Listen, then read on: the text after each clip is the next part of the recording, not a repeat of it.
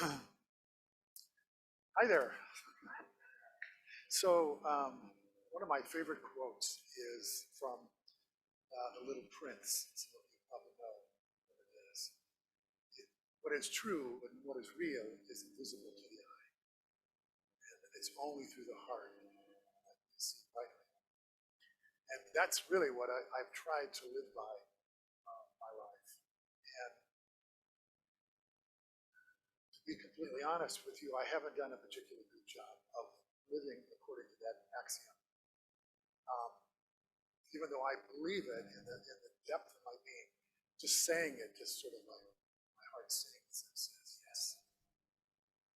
And yet,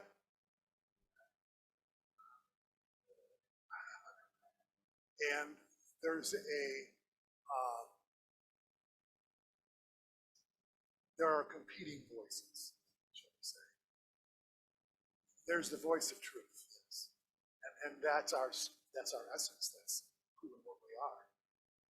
And to say that we could live according to the voice of truth is not an exaggeration. It's fundamentally how we're wired spiritually. And yet we come into this life in physical form. Anyone here not physical? You metaphysicians out there. And along the way, in that conditioning that we receive from growing up as babies, and we were surrounded by influences, parents, caregivers, and there was different kinds of instructions that came to us that were not necessarily purely based upon truth, certainly not based upon the notion of unconditional love, and that we are always safe. And so we were given instructions about how to live and how to see and how to perceive and how to think that would make us safe in the world. And oftentimes that effort for us to balance being safe in the world from the dangers of the physical world, ways that we could get hurt, or it would not be, what am I trying to say? We would not get hurt is enough to say. I don't need to be any more graphic than that, but part of our parents' job was to keep us alive, right? Keep us alive. So we got introduced to these notions of be careful. And so that's a voice that's always sort of running. It's sort of, you could call it even the voice of rationality, or the voice of reason. Don't run out from the cars. So how do you live life when your true nature would ask you to listen to an inner voice that knows that you are already safe, that you are invulnerable to the travails of life? Because who and what you are is not just a body. In fact, the body-mind is, as you grow spiritually, you realize that it's like they say in Star Trek, it's like a cloaking mechanism. It's sort of an illusion that takes the place of knowing our real self. But we also need to take care of it. So it's not easy to just live this spiritual life purely following the heart. So there's my excuse. And you have it too. So I wanted to share a little bit today. Try to keep this brief, but I want to share a couple of times in my life when I did listen to my heart, the consequences of that, and then the times when I didn't, and the consequences of that. So I'm just going to go back here about 10 years. And our youngest son at that time was finally figuring out he wanted to go to university.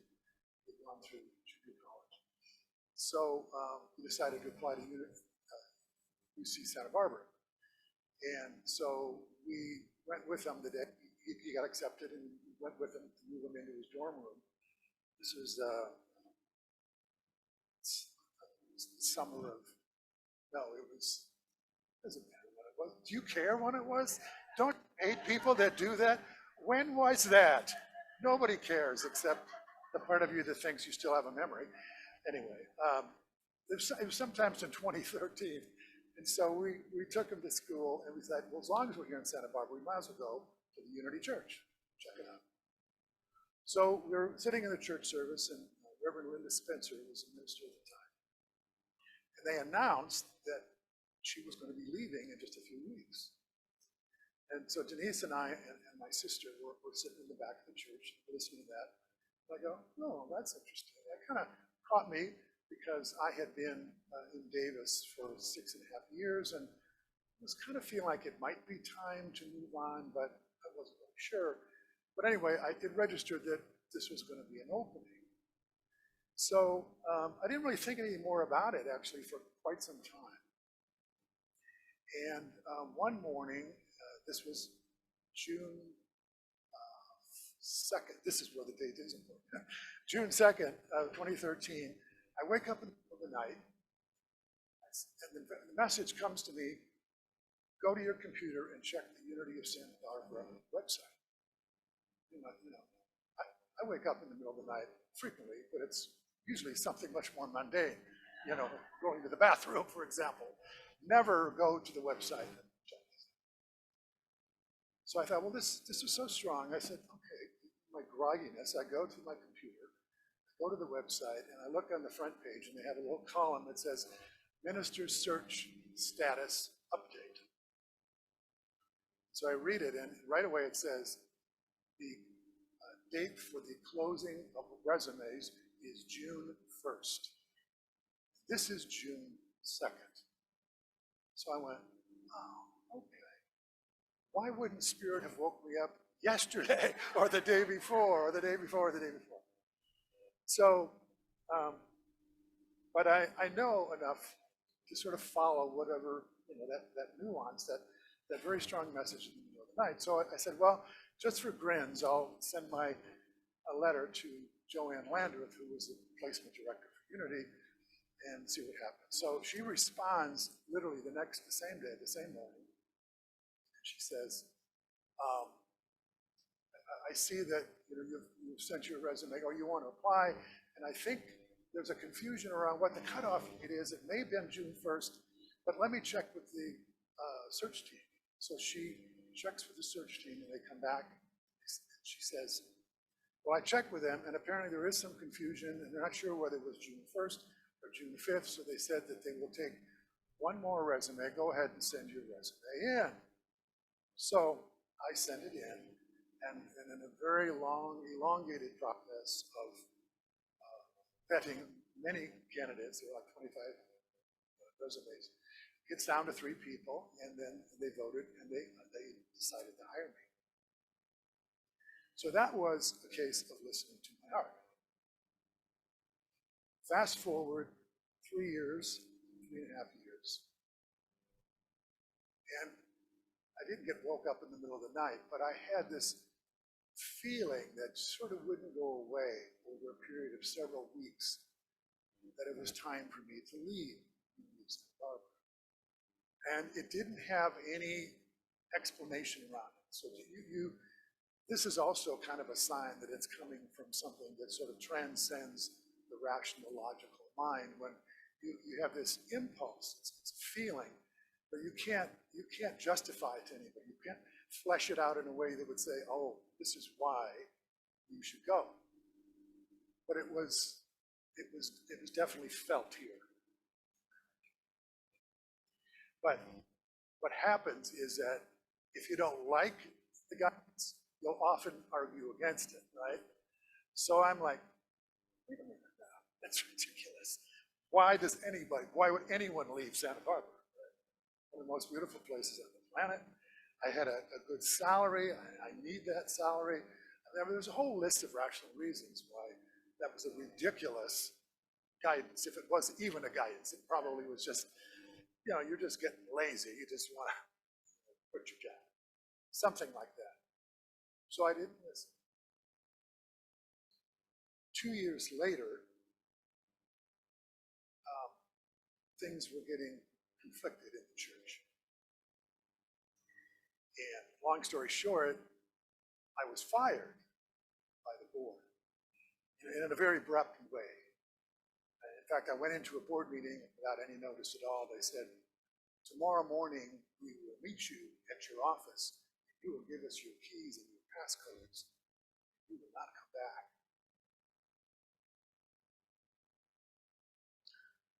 So, long story short, there was a special membership meeting, and all of the members of the church, like 150 people show up, some of them coming out of the woodwork, for this special meeting, and evidence was presented. It was the pros and cons of staying or leaving, and at the end of that,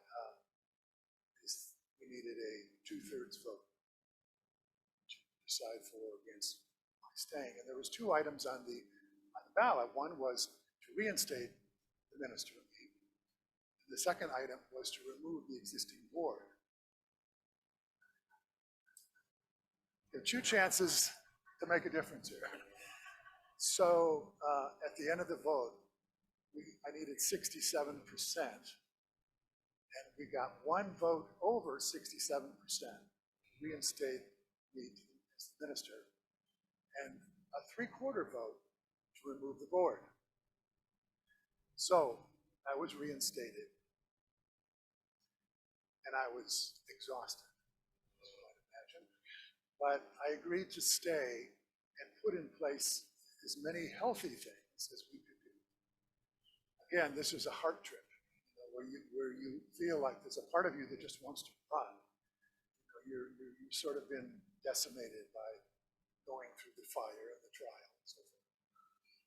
But I realized that I did not want to leave under a cloud. I didn't want to leave under the auspices of, sort of quitting after the community had decided that they wanted me to stay. So I stayed. And during that time, we put all these things in place that made the community such a community that was more fair, and how you evaluate the minister, and how being more collaborative and more participatory, and where the community had more transparency to what was going on, and decisions that were being made, and a lot of the things that were sort of symptomatic of why the community got so upside down and so conflicted. And that was all good. That was all good. And so one day, this was now March of 2019, I woke up and I said, that day, and I said, I need to go. It's time for me to go. And it wasn't that decision wasn't the result of following my heart. It was the result of not following my heart, and what had consequences. So, the universe, is just in the sense that, there will be a consequence of not listening to your deepest truth. You don't know how it's going to come out, or how it's going to manifest, or how it's going to outpicture. But I think there's one thing we can say for sure, is that we're all here to live our authentic life as guided by Spirit. That's, if you're looking for a purpose, for the one overarching purpose, I would say, is following your heart. And when I say heart, I don't just mean the whim of, I like this and I don't like that. That's more ego-based. I'm talking about that which feels so true to you that when you're acting from that or expressing from that, you feel at home in your skin. You feel that all is well in the world. That's what I mean by living from the heart. And when you're not living that way, the consequences of that usually you feel disingenuous, you feel inauthentic, you oftentimes will get migraines or ulcers, or you'll have physical symptoms of that. Up to that point, I didn't have any physical symptoms. Well, actually I did. I had one physical symptom, and that was that I had high blood pressure. And during this year and a half where I went through the conflict, my blood pressure was going up, and medication was not managing it. So anyway, I announced to the congregation that in 6 weeks I'm leaving. And they were kind of surprised, but sad. but I knew it was the right thing to do, and I didn't know what was next. And I had always counseled people to say, if you make a decision, don't make a decision based upon what you don't want. Make a decision about what you do want, and that's pulling you towards it. In other words, you don't want negative motivation driving your decisions and your behavior. You want positive. However, if you're not listening, if you're not in the habit of listening to what might be calling you next, then you don't know what it is that's pulling you. And so you're staying in a situation that's taking its toll on your sense of well-being, your wholeness, your self-worth, which is what was happening for me. And just like I said earlier, sometimes we want validation, like, well, why would I want to leave Santa Barbara? Like, that's just the mind working it over, because you think, there's money concerns, there's, where we're going to live, and all of those things are valid concerns. But if that's the only thing you're consulting in making your decision, then you're very likely going to be, you're turning your back on the guidance that is more fundamentally true, and also will be the means by which life works out if you follow it, which is part of this. So anyway, I left Unity of Santa Barbara, and I went to Mexico for a month, and had a great time, and I learned to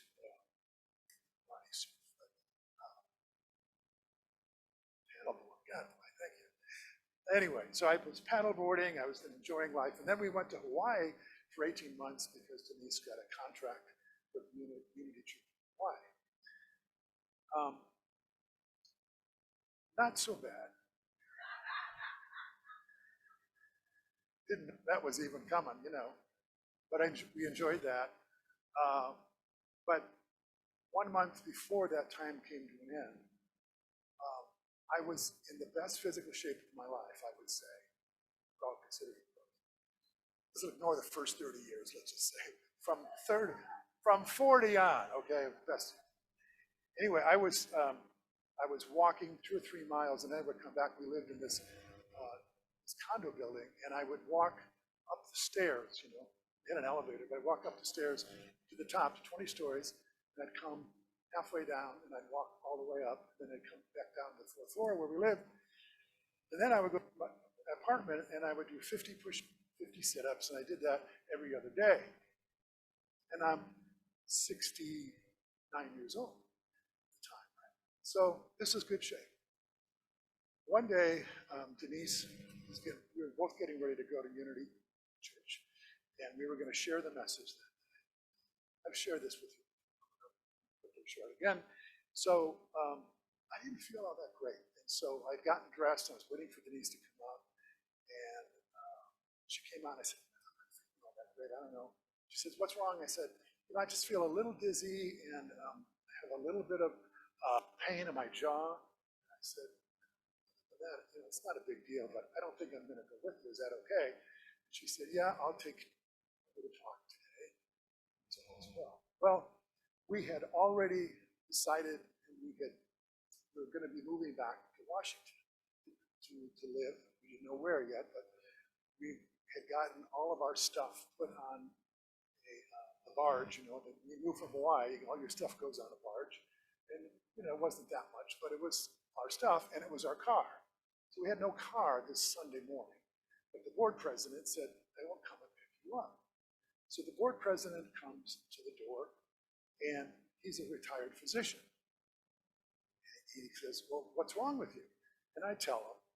And he goes, oh. He says, well, simple. He said, I'll take you to the urgent care on my way to taking Denise to the church.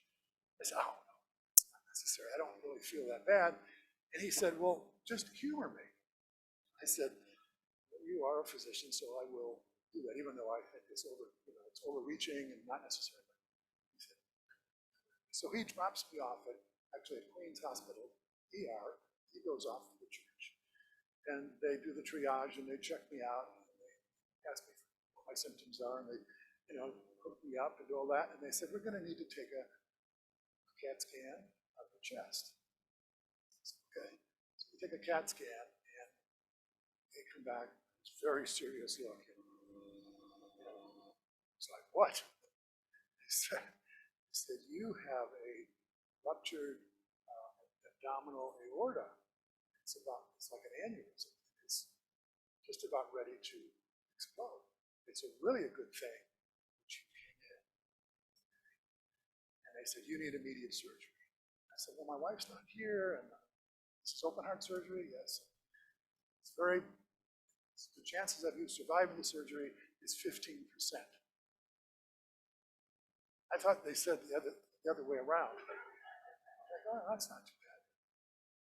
It's a very bloody surgery, and blah, blah, blah. The chances of you surviving is not great, but you got to have it, you're going to die. So Denise, fortunately, did not have her phone on at the time. I don't know if it's good or bad, but anyway, it worked out. But when she gets done with the service, she looked down and she saw the text that I had sent saying, you need open heart surgery, you need to get here as quickly as possible. So when she got there, they were wheeling me in. And this is Father's Day 2020. And they had a limited number of surgeons on call, but the one surgeon, the one cardiovascular surgeon on call that day, was the #1 cardiovascular surgeon in Honolulu, Dr. Louie. And Dr. Louie did the surgery, and I survived. Thanks to Dr. Louie and my lucky charms. So, to say that when we listen to the rational mind, we may be overlooking evidence that is not in evidence. I have no doubt that if I had gone back 2.5 years and made the decision to leave the University of Santa Barbara at that time when I had this irrational, nuanced feeling that it was time for me to move, and I listened to that, I don't think I would have done that stress on my body because the cause of an aneurysm like that is high blood pressure, untreated or undertreated. So then I get through the surgery and we move here. And after a time, I was grieving the loss of identity that I had as a minister. Anyone left a job and you're like, okay, who am I now? And so if you're a true truth student, you take that feeling to headquarters. You don't necessarily look out into the world and say, okay, I'm missing my identity as a minister, so I need to go back and be a minister again. Because that's like, they call this in AA doing a geographic, where if it's not working here, then it's going to work there, but you take you with you wherever you go, So the feeling that I was identified as a minister and not identified more deeply as who and what I truly am, which is the essence of every one of us. We're not how much money we make, we're not who we're with, we're not our jobs, we're not none of those things. We're not how the world sees us, we're not what people think of us. We are spiritual beings. And that knowing of that is our highest calling and the only calling through which we should respond, not take a shortcut and use some outer condition to satisfy some inner yearning. That's what I did when I responded to this job. This is nothing against you. I mean, I have nothing but gratitude for this opportunity to be here. But what I realized after a time was it wasn't so much that I came back into ministry because I had this overflowing need to share these teachings. I really had this overflowing need to know who I was. It was evidenced by the fact that I was, I pursued an occupation that had so much taken its toll on me in the search of my identity, because when I did this work throughout all those years, I got a lot of attaboys from the people who listened. In other words, my sense of myself was invested heavily in how I was perceived, how I was received, what people thought of me, as expressed in this gift that God has given me to share. And what an awakening. So, my decision to leave here is a decision that's more honest than my decision to come. It's more true to who and what I am and what I want the rest of my life to be about, which is waking up to who and what I am, to more deeply know myself without the form of this life. The form is the body, job, money, status, what other people think, etc., etc. We are here to awaken to the truth of who we are. Yes. I mean, there's no greater mission statement you can write for yourself than that. And sometimes, if we realize that we put ourselves in a place where we're masking that sense of not enough or unworthiness, we need to move out of that so that we can confront the deepest fears that we have, the deepest story that we have going on that's not connected to the truth of who we are. But while we're medicating or taking in relationships or jobs or money or any kind of material thing in order to sort of numb ourselves to the deeper pain that needs to be looked at directly, we're not serving what we say is our spiritual purpose, just to relate the truth of this. So I wanted you to hear that from me, and I had some time to sort of flesh this out. And so the message of a lifetime is follow your heart. And there's going to be times when it's going to seem completely irrational. But God is no respecter of form. God is formless. And your formless nature is invulnerable to the travails of the world of form.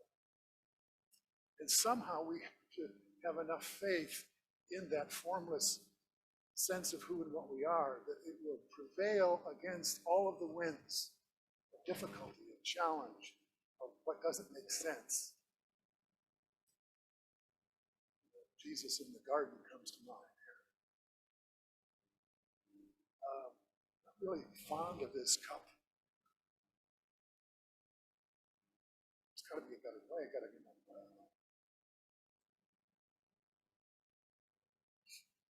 Doesn't make any sense.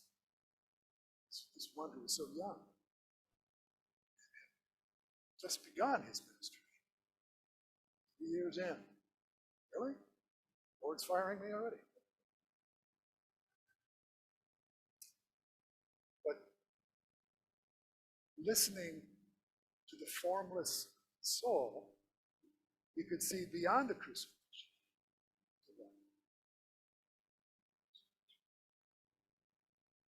That's the kind of vision you and I are invited to have. It's not to become flagrantly ignorant of the challenges of the human life and become some sort of a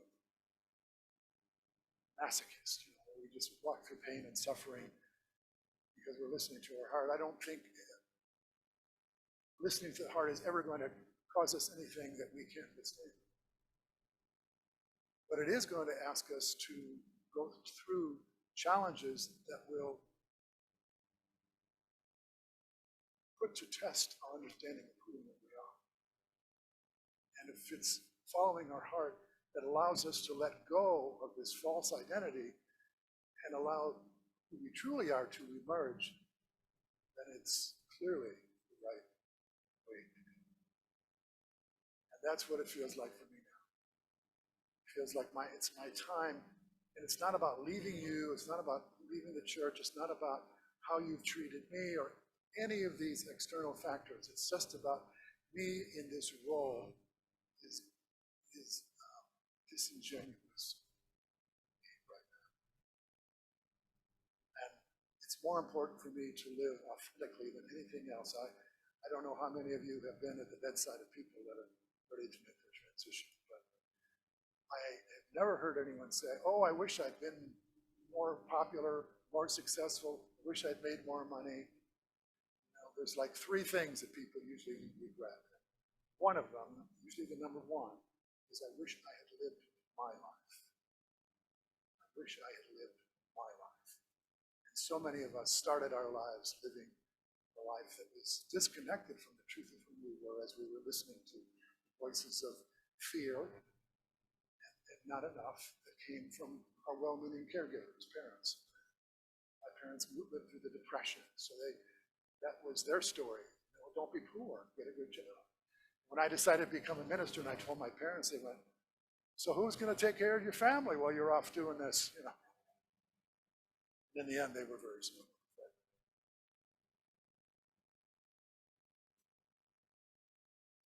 Questions?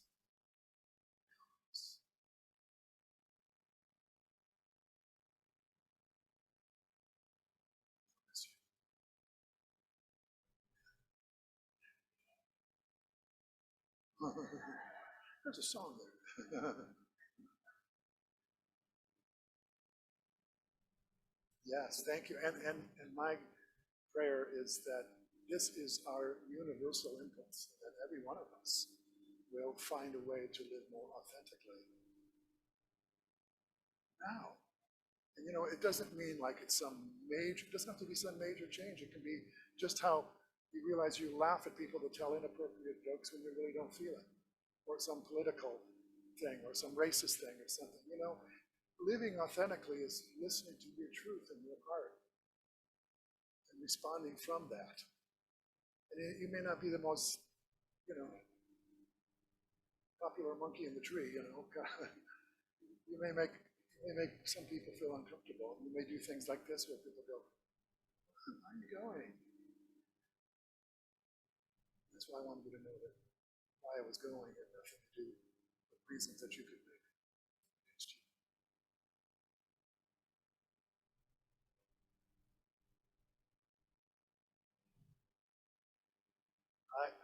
I will, and what I'm going to continue to do is write a blog. I've been doing a blog for about 10 years, so that if you go to larryschellink.com, you can sign up for the blog if you want to get noticed. My post usually be Saturday. And I posted an article yesterday that very much like what I shared with you today. So yeah, I'll be chronicling this journey, and I think it'll be as valuable, maybe even more valuable than this. And my wife likes to tell me, she said, you're a pretty good speaker, but you're really a good writer, an excellent writer. So I'm in my right mind. I hold that as all good. But writing is very difficult for me. I don't know how many people here write, but I've been writing a blog for probably 10 or 15 years, and it's still difficult for me. But what I realize is that it's sort of like what I've been sharing with you today. There's a period where it's really difficult, and then suddenly something comes. And when it comes, it feels like there's a big yes attached to it. You just see the words. Sure. And when that happens, it's like, you're not doing this alone. This is not just you and your little intellect. Your intellect is being used in service of a higher ideal. When that happens, that's a rush. That's a good one. That's a high that I appreciate. And sometimes that happens in the context of what we're doing today. But that's what I'm going to do. And I'm just super grateful that you've given me this chance to share and to give voice to this process that I've been on, and to accept my decision. So,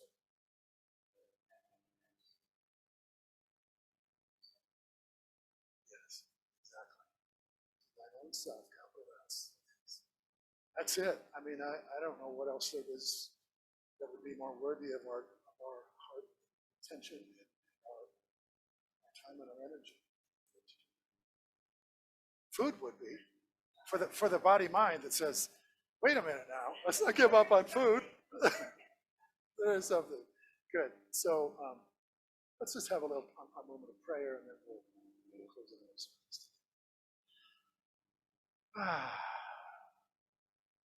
So we give thanks for for the open-heartedness of this community that embraces the truth in its myriad forms. We thank you, Spirit, that you are alive and well in each one of us, that it is your pleasure to express through us, according to our openness, our willingness, how keenly we listen and follow the promptings of our heart, which you live and move and have your being as us. So as we go forward from this time, we affirm that we will listen more in a more nuanced way, the gentle promptings of love, life, peace, and joy that seek to be expressed through us, and allow those promptings to move us into new ways of expressing life, ways that are more consistent with who we've created to be. For this amazing opportunity to be genuinely, fully self-realized sons and daughters of